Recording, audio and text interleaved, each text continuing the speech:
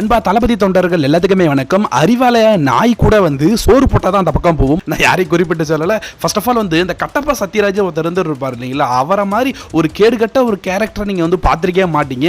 ஏன்னா அந்த மாதிரி வந்து திமுக சொம்பாவே மாறிட்டாரு. திமுக சொம்பு கிடையாது. திமுக வேலை என்ன சொல்லுவாங்கன்னா கொத்தடிமை கொத்துஸ் அப்படி சொல்லுவாங்க இல்லைங்களா. அதுக்கு முதன்மையான நபர் யாருன்னு எந்த ஒரு சத்யராஜ் தான். ஏன்னா நம்ம தளபதி விஜய் முதலமைச்சராக இருக்கிறது பிடிக்காத ஒரே ஒரு ஆள் யாருன்னா இந்த ஆளு தான். எங்கே பார்த்தாலும் வந்து ஒப்பாரி வைக்கிறது.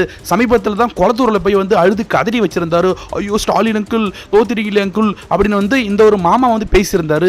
மாமான்னு சொன்னோன்னு தப்பா நினச்சிடாதீங்க. அங்கிள் அவருக்கு வந்து 70 வயசு ஆக போகுது இல்லைங்களா, அதனால அவர் அங்கிள்னு சொல்றதுல ஒன்றும் தப்பு கிடையாது.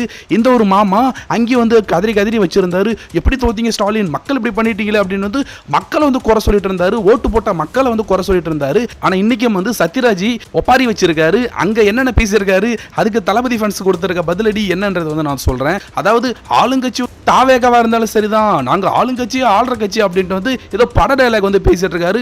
அதுக்கு அங்க இருந்த ஒருத்தவங்க கூட கத்தல, எங்கேயோ மனப்பாடம் பண்ணிட்டு வந்து பேசியிருக்காரு போல. ஒருத்தவனும் கைத்தட்டல்ன்றது வந்து இந்த ஆளுக்கு ஒரு பெரிய அவமானமா போச்சு. அது கூட பரவாயில்ல.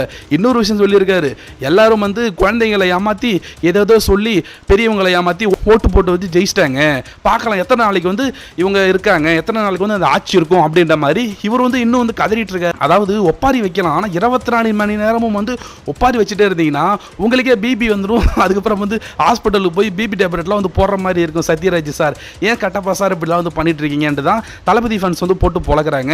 ஆனால் என்னதான் இந்த ஆள் வந்து முக்கினாலும் சரிதான், இவங்களுடைய பொண்ணுக்கு வந்து திமுக சைட்லேருந்து வந்து எந்த ஒரு சீட்டும் தரப்போறது கிடையாது. கடைசி வரைக்கும் கத்தி கதறி இன்னும் ஒரு 10-15 வருஷம் வந்து நம்ம தளபதி விஜய் தான் சிஎம்மா இருக்க போறாரு. அதனால என்ன முக்கினாலும் சரிதான், என்ன நக்கனாலும் சரிதான், ஒன்றும் நடக்க போறது கிடையாது. அது மட்டும் கிடையாது, இந்த ஆளுக்கு வந்து தமிழ் சினிமாவில் வாய்ப்பும் கிடையாது. அதனால தான் இந்த மாதிரி கண்ட நேரத்தில் கண்டதையும் ஓடிட்டு இருக்காரு அப்படின்ட்டு எல்லாரும் போட்டு பொழக்கிறாங்க. ஸோ இந்த கட்டப்பை பற்றி என்ன நினைக்கிறீங்கன்றத கமெண்ட்ஸில் சொல்லுங்கள். சப்ஸ்கிரைப் பண்ணாதவங்களும் சப்ஸ்கிரைப் பண்ணுங்கள். தேங்க்யூ.